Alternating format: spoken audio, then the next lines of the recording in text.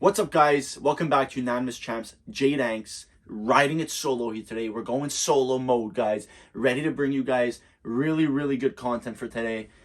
We had a busy weekend, UFC 279, and I'm sure a bunch of you don't know what to make of it. Was it a success? Was it a failure? We'll get to that later. But to start off, I really just want to recap a few of the fights, and then we'll go into detail of what really went down behind the scenes, backstage, to cause the total unraveling of the event. So let's start off with, we had Daniel Rodriguez taking on Li Jingliang. Daniel Rodriguez was supposed to fight Kevin Holland, as you all know, at a catchweight of 180. But then after the whole shenanigans went down, he ended up taking on Li Jingliang. Li Jingliang ended up losing the fight in a very controversial decision. A bunch of people had Li Jingliang. I had Li. I love the Leech. It was a fun fight, though. It was a nice stand and bang fight. I had the Leech winning 29-28. However, they gave it to Rodriguez. I don't want to talk too much about this fight. I just want to say that these two guys are both warriors for taking each other as opponents. Obviously, I mean, Daniel Rodriguez took a lesser opponent, I guess because of the weight, you can say. He took a guy that weighed 10 pounds lighter. But overall, he got the job done. He is doing quite well in the UFC. His story's great. The guy's got fucking like 100 kids. So he's just trying to support his family. Fucking build a life with his two fists. You gotta respect that. Li Jingliang fought Hamza Chimaev a couple fights ago. You saw what happened. But he's an entertaining guy. He's good in front of the camera. And again, a guy that just likes to stand there, punch, take some punishment, but he likes to give the fans, us, the viewers, a good, entertaining fight. So again, you gotta appreciate that. It was a good fight. Sucks to see Lee got robbed a bit. I don't want to say robbed because I feel like it's disrespectful to Daniel Rodriguez. But in this case, I think he should have won that fight. But hey, he lost no stock. He lost no stock in that fight. He's gonna get a big opponent next, as he always does, because he's a big name. He's fun to watch. Anyways, next fight, we had Hamza Chimaev taking on Kevin Holland with about 24-hour notice.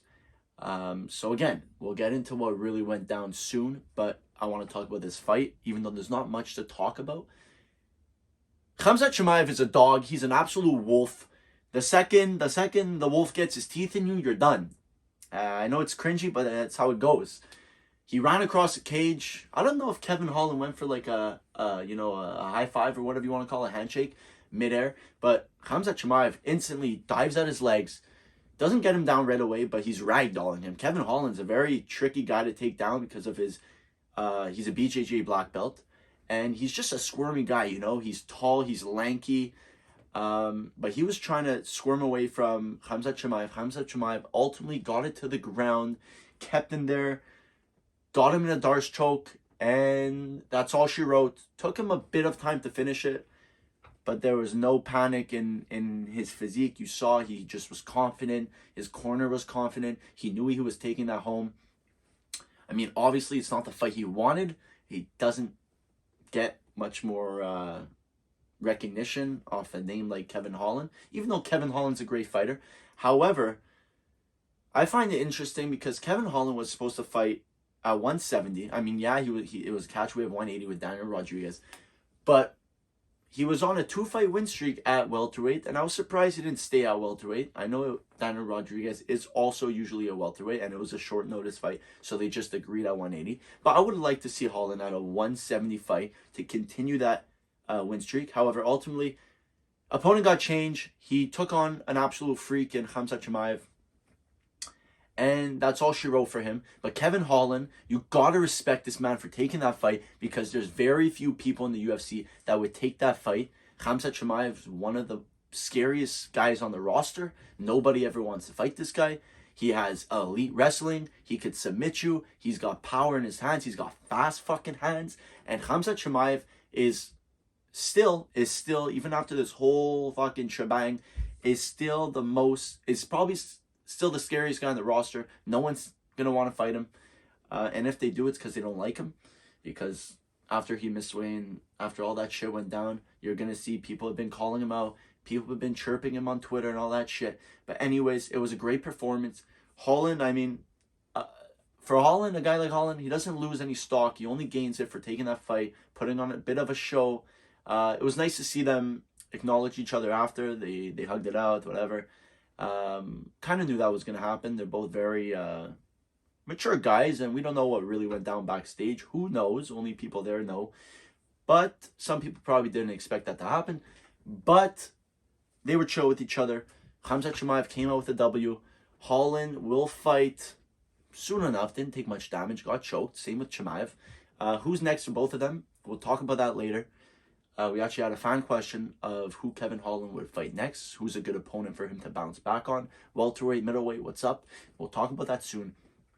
Main event time. Nate Diaz against Tony Ferguson. And I was really happy this fight got made. Again, we'll talk about that soon. But, I mean, these guys are way past their prime. You both know that. These guys should have fought years ago when they were both prime 155ers. Tony Ferguson went on to win the lightweight interim title. Nate Diaz was just a stud and a big name, a big household name in the 155 division. So, I mean, I'm happy we saw the fight finally. We finally saw that fight. It's an interesting fight. It's an interesting clash of styles. I mean, Nate Diaz didn't go up against a wrestler, so it was a much more favorable matchup for him. Tony Ferguson, a very tricky guy to solve, even though he's a little slower now. But he still has got some skills. He's still a hard guy to beat, regardless of what you guys want to say. I know he's lost his last 5 now, and they have been pretty brutal losses. But you go through the guys that he's lost to. Top guys. I mean, other than Nate Diaz, you got Michael Chandler, brutal KO. Justin Gaethje, brutal fight. Oliveira, champ, and Beneil Dariush, top 3 to 5 guy in the division. So, I mean, up until this fight, you can't really hate on the guy because he was fighting top-level guys. Same with Nate Diaz. His whole career, he's fought top-level guys. So, you cannot hate these guys. And you cannot rip them for their performances because they always accept who the UFC gives them. That's just a fact. But in terms of the actual fight, I think Nate Diaz was definitely winning that fight up until the submission. I blame Tony Ferguson's corner for the finish there because he went back to his corner after round 3 and he was losing. I mean, it was probably 2-1 for Diaz at this point, and his corner tells him, hey, look for the takedown. The takedown's there. So, of course, Tony Ferguson goes for the takedown, a little sloppy takedown. He's tired. He's a bit gassed, and he gets caught in a guillotine choke, and that's all she wrote. And you got to realize that Nate Diaz was preparing for a wrestler, a guy who's going to take him down. So you better believe that Nate Diaz was training those chokes all day long, all camp, and he was ready to fucking choke out Hamza Chimaev. Doesn't matter. He choked out Tony Ferguson. He got the job done in his last UFC fight ever. Maybe. We don't know about that. But for now, that will be it for Nate Diaz in the UFC. I am so happy to see this guy go out with a W. I mean, Tony Ferguson, I'm happy he got this fight because he deserves it. Main eventing a pay-per-view, a big pay-per-view, surrounded by Nate Diaz. And, I mean, all these guys got paid. All these guys got paid extra other than Hamza Chimaev. Of course, I mean, I hope he didn't get paid. He missed weight by 9 pounds. We'll get to that soon, or 8.5, whatever it was. But, yeah, anyway, so now let's get into really what happened backstage in the lead up to this fight and what caused everything to go to shit for them to have 6 guys change opponents, okay? So we'll start with Thursday, okay? The press conference, the day of the press conference. Press conference doesn't happen. You saw a couple guys go out there. You saw Rodriguez. You saw Holland go out there alone. Class acts. Good for them for giving the fans that bought tickets a bit of entertainment. But who knows what went on backstage? Apparently, Darren Till got into it with Hamza Chimaev. And then, I don't even know what happened. But Hamza Chimaev got involved. And then Nate Diaz got involved. And there was a bunch of fucking fighting. And Nate Diaz was throwing shit like he always does. And so, yeah. Dana White didn't want to risk anything. He canceled the press conference. And then you start to hear rumblings that Hamza Chimaev is having trouble making weight that night. Thursday night, the weigh-ins are Friday morning. And Hamza Chimaev, we all know, is an extremely big welterweight, a 170-pounder who fights at middleweight as well, and is still a pretty big guy for the middleweight division. But you expect him to make the weight. He's main eventing a pay-per-view. And if he doesn't make that weight, everyone's going to fucking trash him. You know that. It's going to happen. Anyway, so we hear that he may not make the weight or that he's having trouble making the weight Thursday night. Friday morning, everyone gets on the scale. It's all good. And then Hamza Chimaev gets on that scale and he's 8 pounds overweight. And he flips everyone off and he says that's not too bad. And he goes backstage. Many people starting rumors that this was planned. He didn't want to make the weight. He wanted to prove a point. I don't even know what people were saying. But guys got to realize that no fighter doesn't want to make the weight because you lose money. You lose money, and these guys fight for money at the end of the day. They fight for fame. They fight for their name. They fight for money. That's what it is. So obviously, Hamza Chimaev, if he wanted to make weight, and if he could have made weight, he would have made weight. But his coach comes out after the event, of course, multiple interviews. I watched the Ariel Helwani interview. I watched the Brett Okamoto interview. Long-ass interviews. And doctors told coach to pull the plug, that it's best that he stops cutting weight because Hamza Chimaev was dizzy. He was fainting every time he got up. He'd pass out. And it wasn't a good look. And if you're that coach in that position, you're doing the same thing. It's your brother. It's like your fucking kid. It's your guy. You cannot let this guy, you can't let something happen to your number one guy. Probably the UFC's number one guy in terms of like prospects. You can't let anything happen to this guy. So you pull the plug if you hear something like that, especially when a doctor tells you. So that's that. He stops cutting weight. He starts to rehydrate. By the way, he was closer to making that weight than 8.5 or whatever it was pounds, okay? He started to rehydrate Thursday late night, Friday morning. So he got on the scale pretty overweight, of course, but he was closer to 170 than most people thought. He was probably a couple pounds away, 2-3 pounds away. Anyways, doesn't make the weight. Opponents change up. And Ariel Helwani said that it was the MMA gods that came into play. And I don't want to agree with him because I don't really believe in that. But I am so stoked that this fight didn't happen because the second this fight was announced, it sounded like the UFC just wanted to get Nate Diaz out there on a bad note, lower his stock, and it won't allow him to make money after his UFC career because Hamza Chimaev would have ran through Nate Diaz. Let's be real. I love Nate Diaz, but Hamza Chimaev is a different breed, and he would have absolutely railed Nate Diaz, and his stock would have dropped. Who knows how long he'd be out for, whatever. And so, yeah, I was happy that Nate Diaz did not end up getting that fight. Hamza Chimaev really wanted that fight. His coach said that he offered Dana to give his whole fight purse, whatever that is, it's a shit ton of money, to Nate Diaz just to keep that opponent. So you know he wanted to fight Nate Diaz, and it sucks that for him that he couldn't make the weight and that he got sick or whatever the fuck it was. But ultimately, I'm happy that Nate Diaz got Tony Ferguson. And honestly, Chimaev versus Holland was a pretty cool fight before it actually happened. I mean, I was pretty excited. Holland's a squirmy guy. You saw what he did to Jacare Souza on the ground. Even when he got taken down, fucking knocked him out from the back. One of 2 fighters ever to do it. He's good with his submissions on his back, of course. And he puts on the pace. And, I mean, again, I'm saying this now, but before the fight, I was like, and many people were like this also, if Holland could survive a round, and we all know how fast Chimaev comes out, and he had the weight cutting issues, he's going to gas out. So if Chimaev comes out like an absolute wolf, like he always does, and burns out, what happens in end of round 2, 3, if it goes there? I think Holland can really make a statement, maybe not take the fight, but he'd have a chance to finish it, or maybe take it to a decision. And, I mean, ultimately, it didn't happen. You saw what happened. He got ran through. But like I said before, his stock does not drop. He's still a fan favorite fighter. And, I mean, if we're asking ourselves who's the biggest winner, who's the biggest loser of UFC 279, I'd say the biggest winner, of course, is Nathan Diaz. The biggest loser, probably Hamza Chimaev. I mean, the fans, like, I don't know if it's a love-hate relationship or just a hate relationship now between Hamza Chimaev and the UFC fans and the UFC brass and all that. But he was getting booed pretty hard out there. He was getting booed pretty fucking hard. Back to Nate Diaz, though. Nate Diaz wanted to fight for the past, I don't know how long, but ever since a month later after his Leon fight, his Leon loss, where, by the way, he almost knocked the welterweight champ out with a minute left. He was calling for a fight. Any fight. He wanted to get out of the UFC. He wanted to be free. He wanted to be independent. The UFC did not let him go. The UFC did not want to set him free. They wanted to keep him to himself. They wanted him to deny fights so that they could extend them, because that's how the UFC works. If you deny a fight, they have to extend you and you can't do anything about it. Nate Diaz called for multiple legit opponents. I know he tweeted, I want Ngannou, I want Conor, even though Conor broke a leg 3 months ago, whatever it was at the time.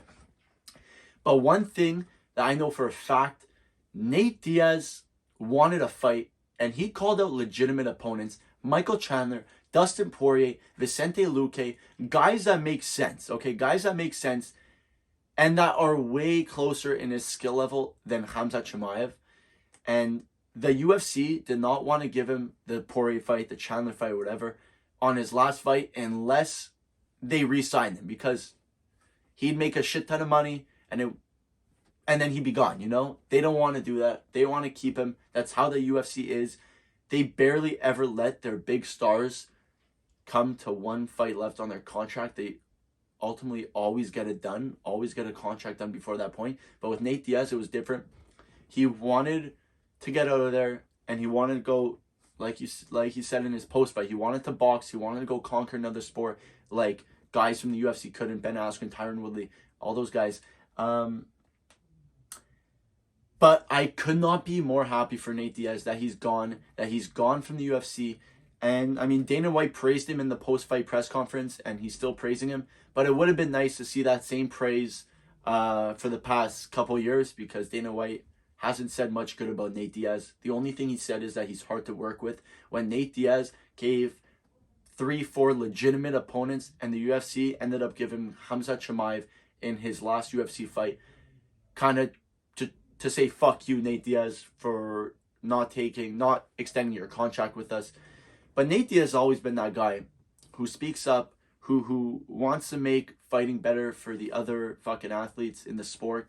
And he's really for the fighters, unlike many other guys. They're just in it for the money. Nate Diaz obviously likes to make money, but he does a lot of the shit he does for the fighters. He fucking doesn't wear what he's supposed to wear at a press conference. He fucking smokes weed in the press conference. He does whatever the fuck he wants. And it's even better to see that Nick Diaz was with them in that celebration when he submitted Tony Ferguson, because Nick and Nate have been brother and brother, best friends since the very first day. Nick got Nate in this sport. I don't know if it was willingly or unwillingly, but the second he got in the sport, Nick was always worried for his brother, and Nick was the one making the most money at one point, and he was providing for his brother. And then when he got suspended for 4 or 5 years, whatever it was, because of drug tests or whatever, he couldn't provide for his brother, but his brother ultimately became bigger than him. And it's awesome to see the relationship these two have. And it's fucking great. It makes me feel good, and it makes me feel even better when I see Nate Diaz go out there with a dub, and he fucking flexes on everyone after he fucking submits Tony Ferguson, gets up, sellies with his brother, his corner, and he flips off the UFC. He's gone. He's going to go fight.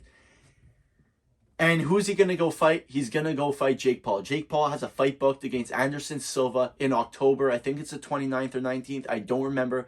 But Jake Paul, I think he will win this fight. And then Nate Diaz will be over that whole event watching. He might even be there. They might even bring him in the ring. But he will fight Jake Paul after that fight, or even Anderson Silva in a boxing fight, make millions and millions of dollars. He has his own fight promotion now. Good for Nate. He's going to be making a lot of fucking money now, which he always deserved. Don't get me wrong. Nate Diaz made a lot of money with the UFC, but he could have made a lot more. Nate Diaz helped build this sport alongside guys like Conor McGregor, John Jones. It's just how it goes. He deserves to be out of there. He deserves to make money, and he will make money. He will make money. Anyways, well, sorry, I'll end you with this. Will he come back to UFC like he said? The only way I see him coming back is if it's against Conor McGregor, and it's a trilogy, and it's going to be the biggest event ever. He's already 37, I think. So coming back is a bit out of the question. I'd be totally okay if he doesn't come back. He gave us enough, and he's going out with a win. And like I said, I couldn't be more happy for him. Anyways, Jake Paul versus Anderson Silva. I just want to touch on that quick because they had their press conference. And it was nice to see Jake Paul finally not chirping. He has a legit opponent. Yes, he's 47 years old, but he's fucking skilled. Anderson Silva is one of the best MMA strikers of all time. Of course, you can only use your hands now. He's boxing, but he's 2-0 in pro boxing, and he's going to give Jake Paul a run for his money. This will be a fight. Just know this will be a fight. Jake Paul will be tested. Anderson Silva will be tested. It's going to be a brawl. It's 8 rounds. So you saw what happened with Woodley. Jake Paul, when it got into deep waters, he was struggling a bit, and Anderson Silva will throw more volume, has better gas tank than Tyron Woodley. So it's going to be interesting. But as the days go on, Jake Paul is getting better, whether you want to say so or not. He is getting better, and it's going to be a fight. And I'm fucking pumped to see it. And like I said, Nate Diaz will be there, and he will be fighting the winner of that fight, whether you like it or not. Anyways, let's move on to some fan questions, guys. How long into? Okay, 20 minutes. All right, let's see these fan questions here. First fan question, since we're talking about boxing, this is from our last guest, Daniel Zuckerman. Shout out, Crow. I'll take the mic here. Which UFC fighter would be the best pro boxer? So I'm gonna give 2 answers to this fight. Which UFC fighter will be the best pro boxer? I got 2 answers. Who would be the most successful? Probably Nate Diaz or Conor McGregor in terms of money. But who would actually have a better career? I would have to go with featherweight, ex-featherweight champ, one of the best of all times, Max Blessed Holloway. Max is an insane brawler, boxer, crazy cardio, and I personally think Max Holloway would definitely be the best UFC turned pro boxer. That is just a fact, in my opinion. Anyways, next question. What's next for Chimaev? What's a good matchup for Holland to get back on track? We'll start with Chimmy. We'll start with Hamza Chimaev. An absolute freak. Will he fight at 185 or will he fight at 170? I think they will give him a big fight next at 170. They'll give him some time off because, they want his body to rejuice so he's able to cut that weight. And I think he will take a better approach this time and maybe diet better and put himself in a better situation come fight week where he can make that weight. Because he even struggled in his last fight against Gilbert Burns at 170. So who is Hamza Chimaev's next opponent?